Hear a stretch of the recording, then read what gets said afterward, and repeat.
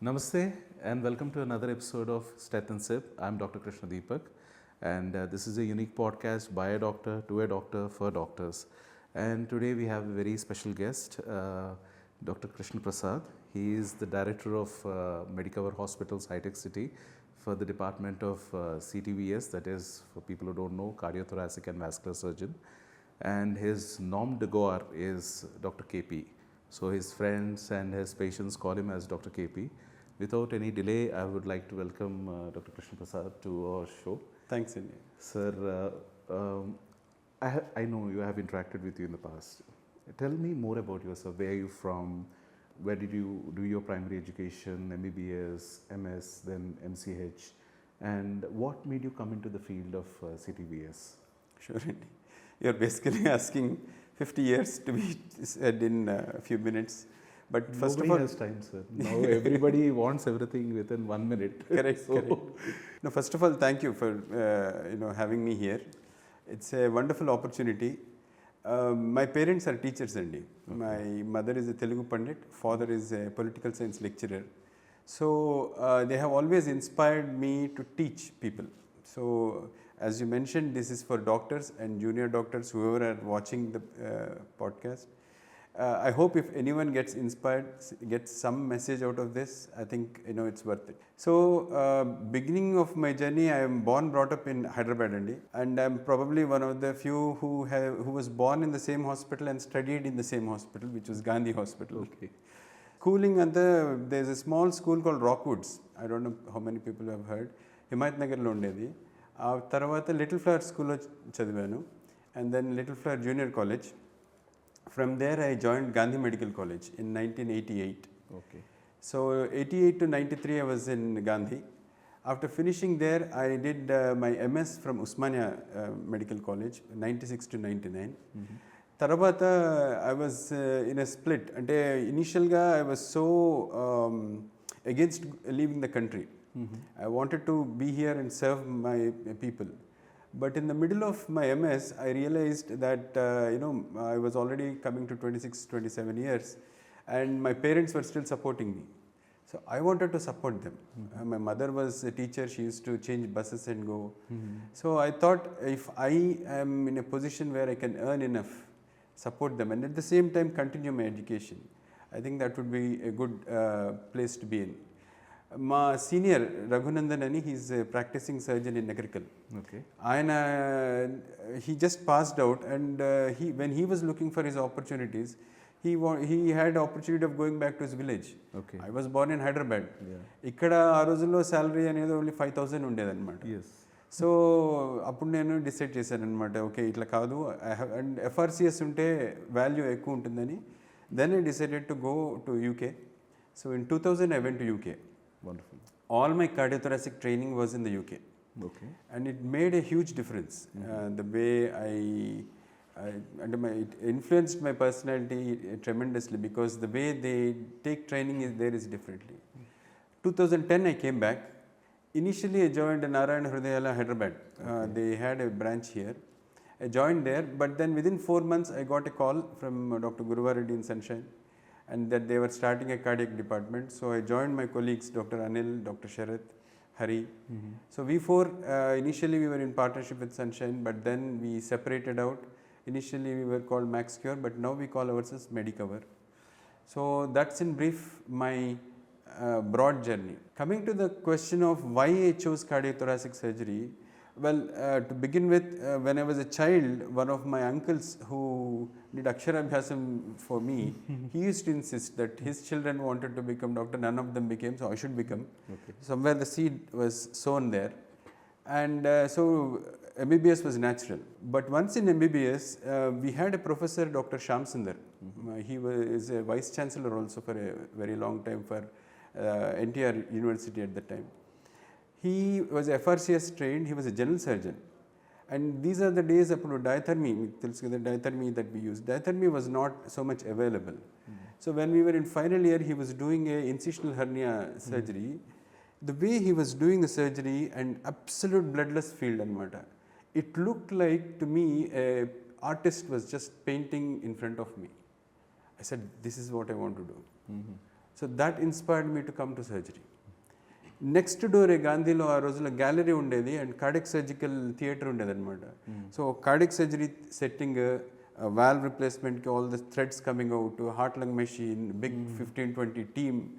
And the surgeon we had, Dr. Surya Prakash Rao, was an excellent gentleman. So he also inspired me to say, after surgery, it is cardiac surgery. Never did it occur to me, if I don't get into cardiac surgery, what next? And by God's grace, everything went along. And so that's how I became a cardiac surgeon. Wonderful. Nice. So CTVS is not only very challenging as if from a not exactly an outsider perspective. I'm a physician myself. I have seen CTVS people. I have interacted with them for consults, and it's not only mentally challenging. It is not only subject-wise cutting-edge techniques that you need to adapt yourself to. It's also physically challenging, and it has an effect on health.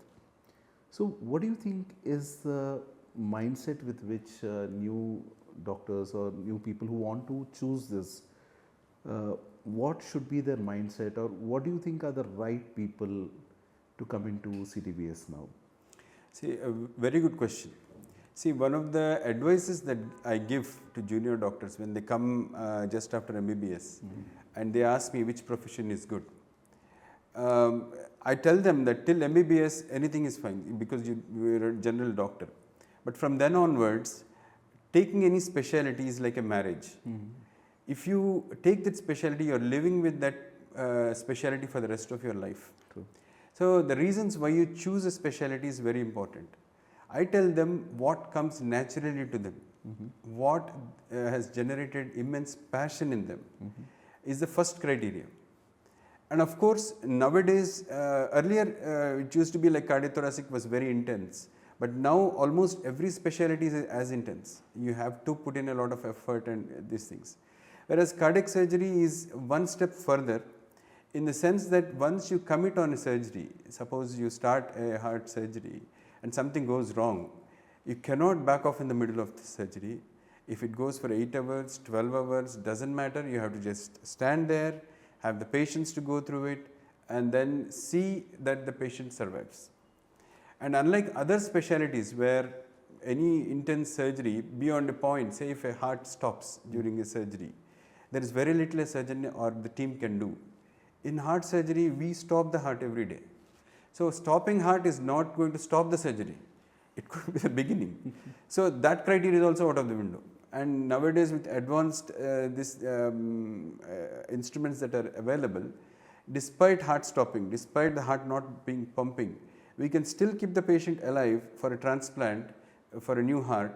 So the boundaries are not there in cardiac surgery. So immense patience, passion, and a liking towards the subject is what I think should be the criteria for someone to get into cardiac surgery. And absolutely, I agree, and I would like to add that you need tip-top physical strength, stamina, because the surgeries are for hours together. And one thing that I have noticed, because I've been practicing from 2009, but from 03 was I started my MBBS. CT surgeons were the rock stars. And then interventional cardiology crept in. And what I saw was there were some areas where interventional cardiologists did not dare to go in. There were LAD territory, they used to not go in. Then they had rotablation, then IVAS, and newer anticoagulants have come in, and it has made it even safer. So where do you see CT and vascular surgery in the next decade? Yeah, very important question. See, at one point when people used to come to for me to see cardiac surgery, I used to inspire them to go for cardiac surgery. But you are right, the scenario is changing. I'll tell you one example. My boss, with whom I worked in the end, Steve Griffin, Mr. Griffin in Hull, he's a fantastic surgeon.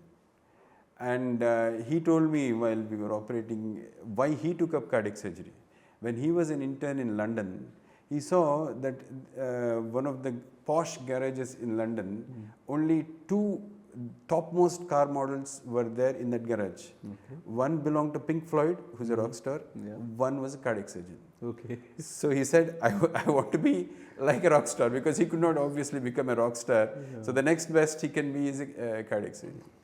Cardiac surgery used to be like a godlike status at one point. Like, you are next to God, you used to decide which one to do, which one not to do. But I think things started changing late 90s and early 2000s, where the focus of industry has shifted from more invasive to non-invasive. Yeah.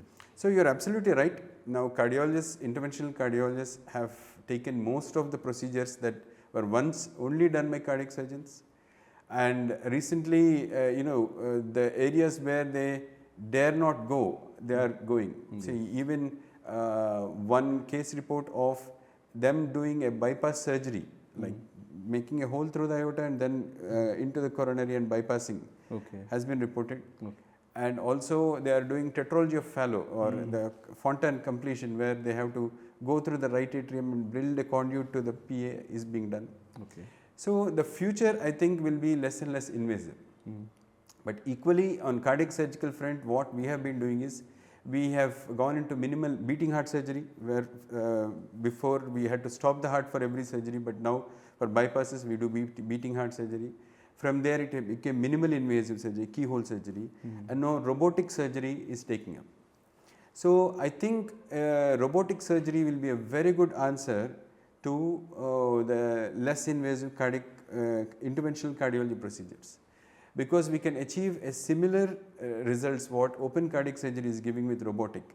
And through history, despite advancements in interventional cardiology, they could never match the superior results of bypass surgery or cardiac surgery.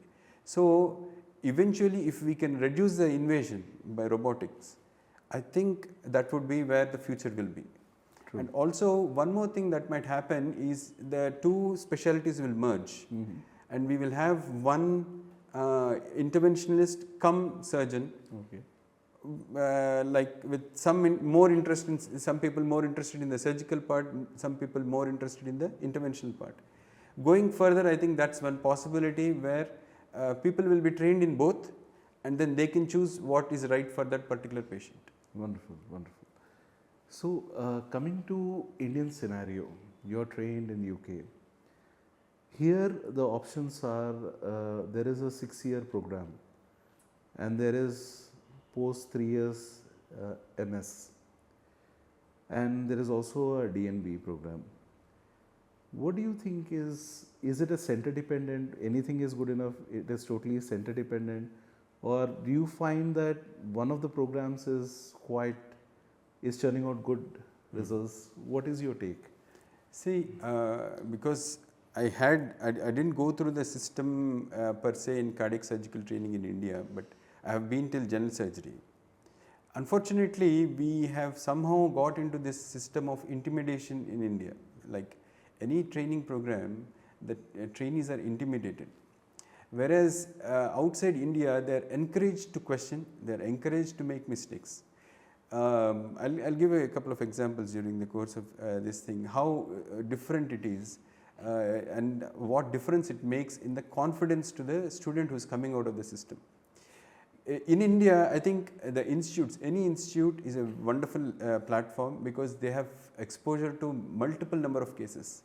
So any big institutes, all India's institute, JIPMERS, PGI, or any even general hospitals or government hospitals are a very good platform, provided they have a good professor there and good, at least the surgical team should be doing more surgeries. So you would have seen the surgeries. Whereas I think it is very important for someone to get a hands-on experience. As I was mentioning Mr. Griffin, when I joined him, till that time I had done few surgeries, independent surgeries. But when I went to him, one of the third or fourth case, I opened the chest and I made a hole in one of the big veins in the brachiocephalic vein going across the chest. I had never done that before. I had done close to 100, 150 cases before. So I said, okay, oh my God, this is it. So I put a finger and called Mr. Griffin. He came, he just did not even scrub. He came from the top and he saw and he said, Oh, you don't need me for that. Just put a artery, and then I put a artery, bleeding stopped. He said, take a stitch, and he walked away. He did not again say a word about it. That to me was life changing. If someone else would have been in that situation, they would have shouted, you idiot, this, that, and all those things, and you would feel more intimidated, you would more make mistakes. True. Just before coming to India, I finished my training. I could become a consultant in UK. Just before coming to India, Mr. Griffin has a special technique of stitching the valve. It's called continuous technique. We use almost one stitch to stitch the entire valve. So as I was finishing the case, I realized I had looped a stitch under the valve. Okay. Opposite sutures got looped under the valve. Okay. So again, I didn't know what to do. So I called Mr. Griffin. He came in and he laughed and he said, I was waiting for you to do this mistake. I'm glad you did it here. And then he explained, you just cut one stitch, pull this, put a knot and then pull this. So he did not shout at me. He in fact encouraged me to do the mistake so that when I am in my individual practice, if I do it, I'm not stranded. I'm not crying for help. So that's the confidence that you get. And equally, he never used to shout at any one of the scrub nurses. Of course, in UK, also there were surgeons who used to shout and intimidate people. I'm not saying all is well there. But I think that is the training atmosphere you need for people to emerge confidently out of a training program. Wonderful. Everyone makes mistakes. Even today I make a mistake. The most senior most surgeon makes a mistake. Making mistake is different. Not repeating is different. Learning from a mistake is absolutely essential. So if you inculcate that into a trainee, they will never fail. Wonderful. Excellent. Sir, every doctor, including myself, we have one or two or three cases that we cannot forget. Is there something like that would like to share with us? A case that left a lasting impression. Maybe it ended in a tragedy or it was a grand success, doesn't matter. But share something that has left a lasting impression. See, I've done close to 15,000 or 16,000 surgeries so far. So there are quite a few stories. And the human tendency is that or at least surgeons' tendency is that you put success stories to one side, or at least in my case, I put success stories to one side. It is always the failures that stick in your mind. So a couple of things is that one was a young girl in whom she had a rheumatic heart disease, and then I went in to see if I can repair the valve, but I could not, and then we had to replace the valve. She did well for a while and then she passed away. What changed me was she was a pregnant lady or recently delivered, and she had a very small child. Okay. To me, it felt like I could not save that mother for the child. So that left a lasting impression, and from then onwards, I started learning how to repair a rheumatic mitral valve. So I'm one of the few who can repair it. So that inspired me to learn more and see if I can help people. So that's one incident. But more on the success side, recently I had operated on a young girl who was 15-year-old when she was operated, again rheumatic. I had to do aortic valve replacement. And then she's a very pretty looking girl, and parents obviously were concerned. So now she's 25, she's married. And so recently they had come to me saying that, can she have a child? I said, of course she can. They were very skeptical, but we made sure she went safely through her pregnancy. And then now she has a very cute 3-month-old baby whom they brought and put in my hand. So that was a proud moment, where from a girl who had a heart surgery, who went through a difficult pregnancy, but we could give her her normal life, what a lady loves. So I think that kind of inspires you to do more such things. Wonderful, wonderful. When you say this, when you say young girl, I remembered a young girl. I was in ER and I came in, I saw a girl who was hardly 14 years on the priority bed. And I said, what is this? I just came, I was taking handover from my AC. He said, this is an RTA case. Entire family was traveling to Tirupati. Both father and mother expired. I just sent her brother to X-rays. She's unconscious, GCS low. said, let's intubate. And she had diffuse axonal injury. So I intubated, I sent her to ICU, pediatric ICU. Then I think 6-7 months down the line, there was another trauma case, an old man. He came and I put a splint, and there was an attendant. And my junior was looking at the attendant all the time. And once they left, she said, do you recognize the girl? I said, no. She was the one you intubated. Oh. So, Yeah. so these things do come back. Anyway, Yes. great.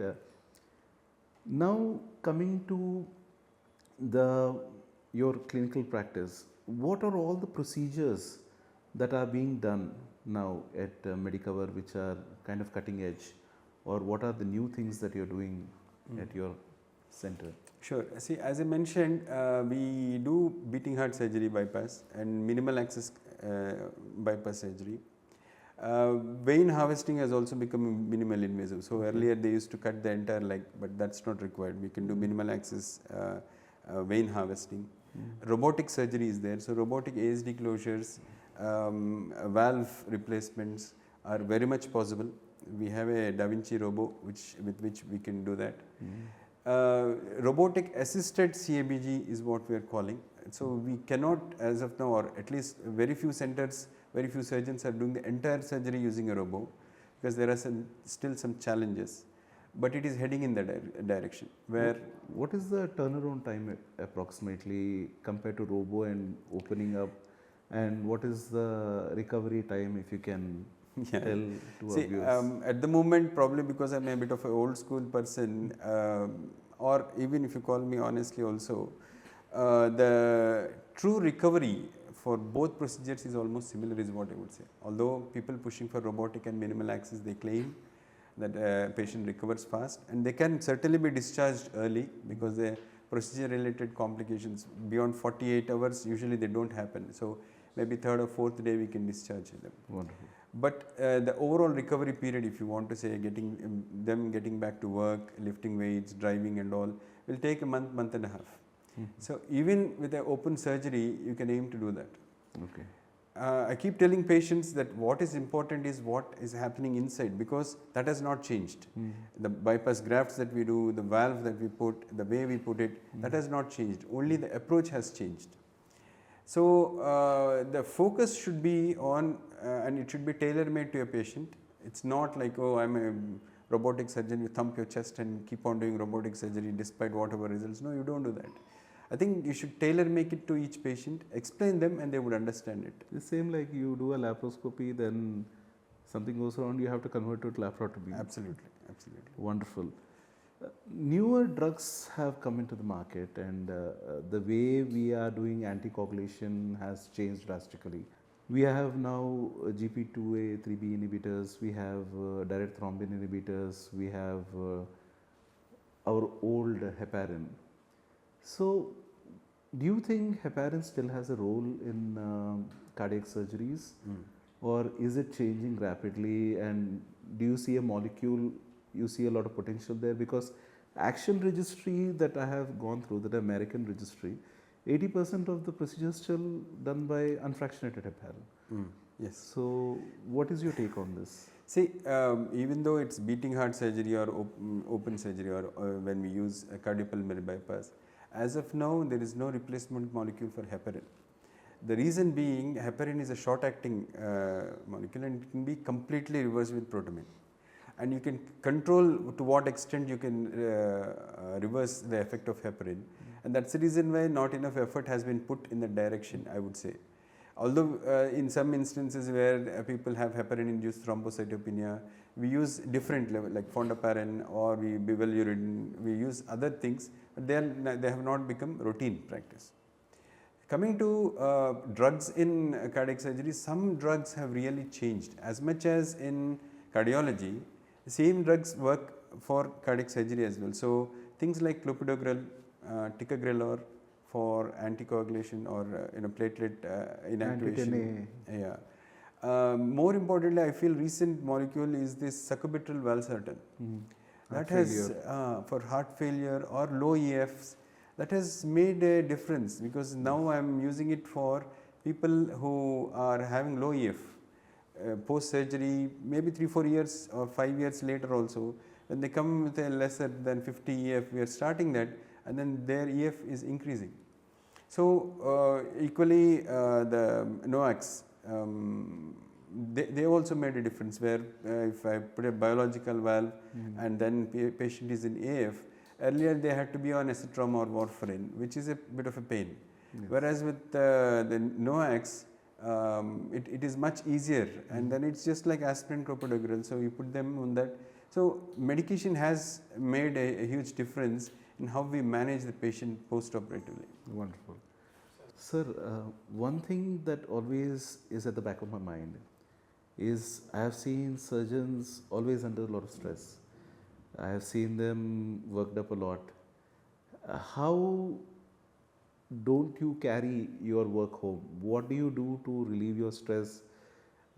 Is it true that you are on stress and always thinking 24/7, or what are your coping mechanisms? Yeah, very nice question. And I heard that you are also an author, you are writing a book. Yes. A little bit on that also I would like to hear from you. Sure. So there are 2 or 3 aspects to your question.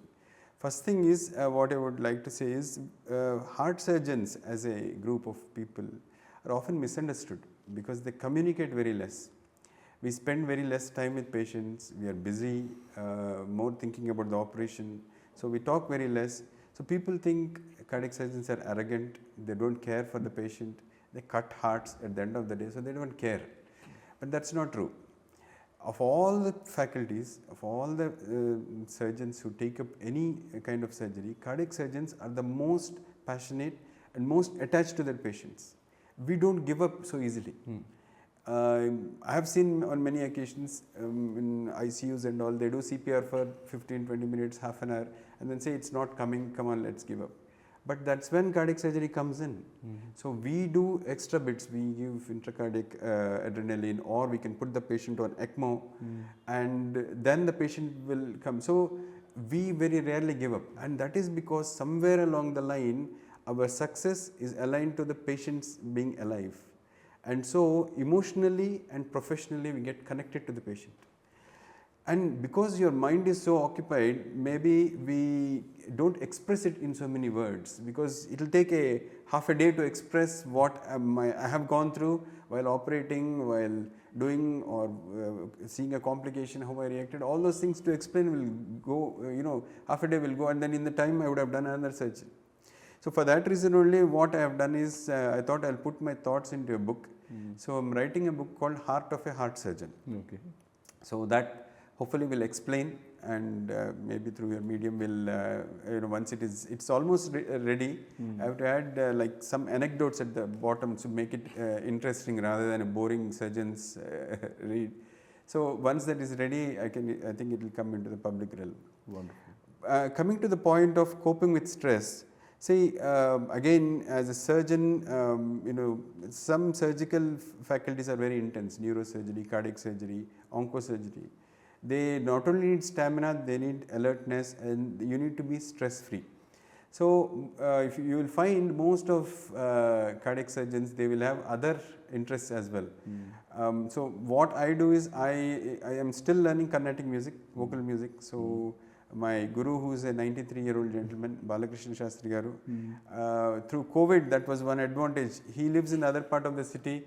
I could not visit him. But then thanks to COVID, he started learning Skype. So initially it was Skype, now we do a WhatsApp call, and then I learn music from him.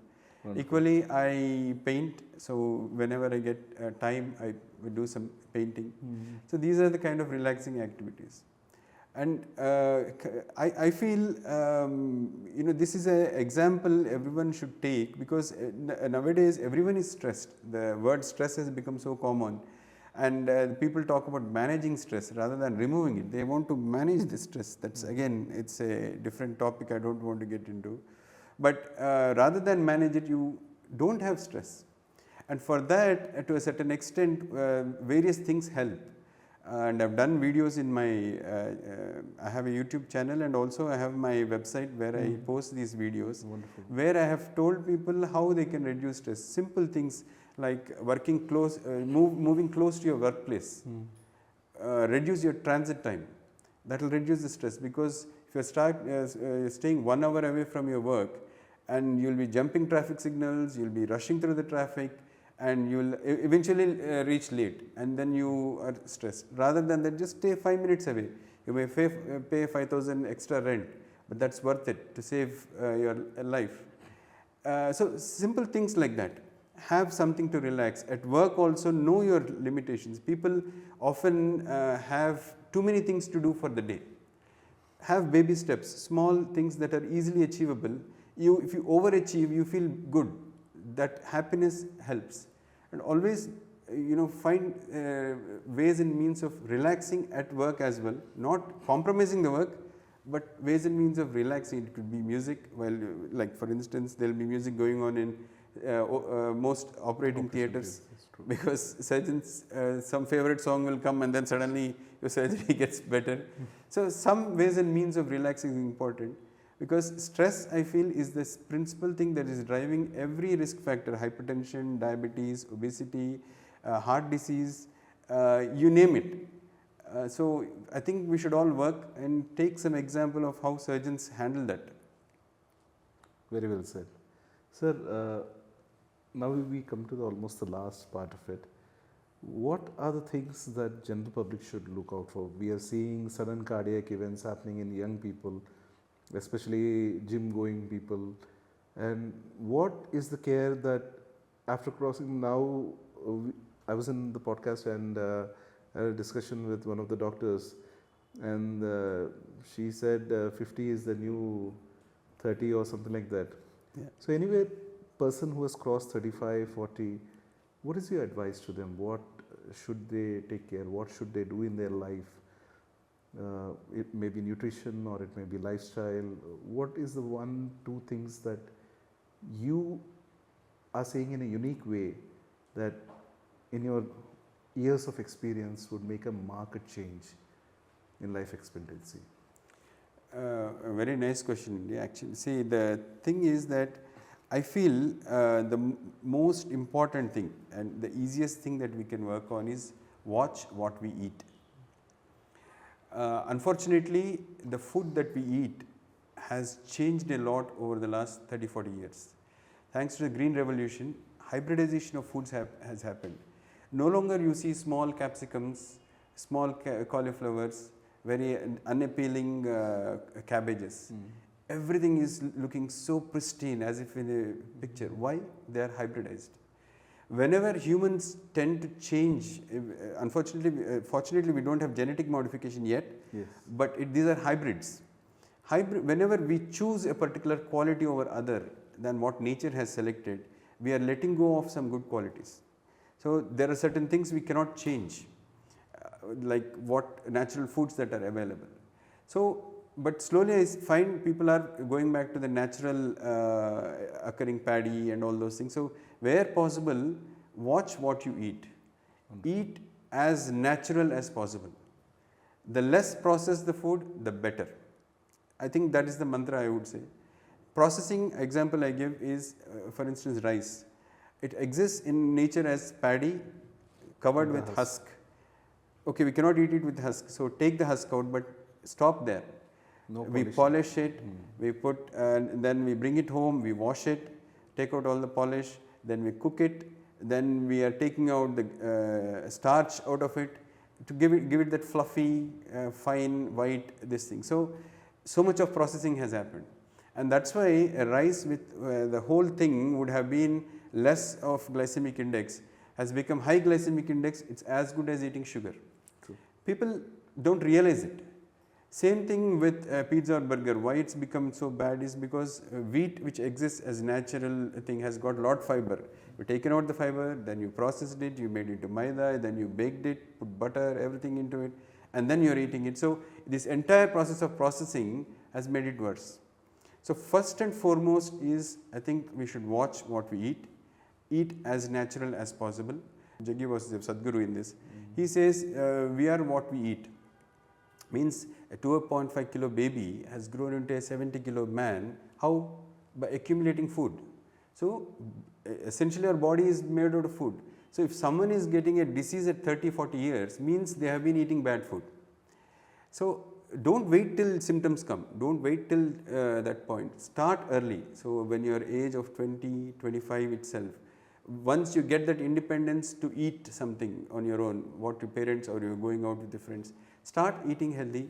Once in a while cheat meals are okay, but I think overall we should have that awareness. Oh, and the second thing I would say is listen to your body. So if you're overweight, start acting on it. If there are early symptoms, listen to it, go and find out what it is rather than neglecting it. Many people think acidity and, when they walk, they get a heartburn. That's not related to heart, but it could be heart. So don't neglect symptoms. Take medical advice as soon as possible. And that way you can prevent many of the early deaths. Yeah. Wonderful, sir. So, sir, today, thank you for coming here and giving us this very great insights. It was very enlightening for me as a physician. I'm sure our viewers, wherever they may be, general public or doctors, would have gained a lot of important new information and your experience from this talk. So I wish that you continue to serve for many more years and train many more surgeons like you, because our country, as you know, the doctor-patient ratio is quite wide. So more surgeons come from you. I think you'll be a great teacher. You are a great teacher. You'll be a great teacher for the next generation. So thank you very much for coming. So thank you. And just say one thing. My boss used to say, Steve Griffin only used to say, see, you should, as a surgeon, you should at least train 10 people. Because when you need surgery, you can choose from one of them. If you're looking for a surgeon when you need it, it's too late, he used to say. So I think training should be integral for anyone, pass on whatever they have learned. And again, thanks for this opportunity. It's wonderful sharing thoughts, and it's a nice platform for seniors to pass on some of their thoughts to whoever wants to learn. Thank you. Thanks.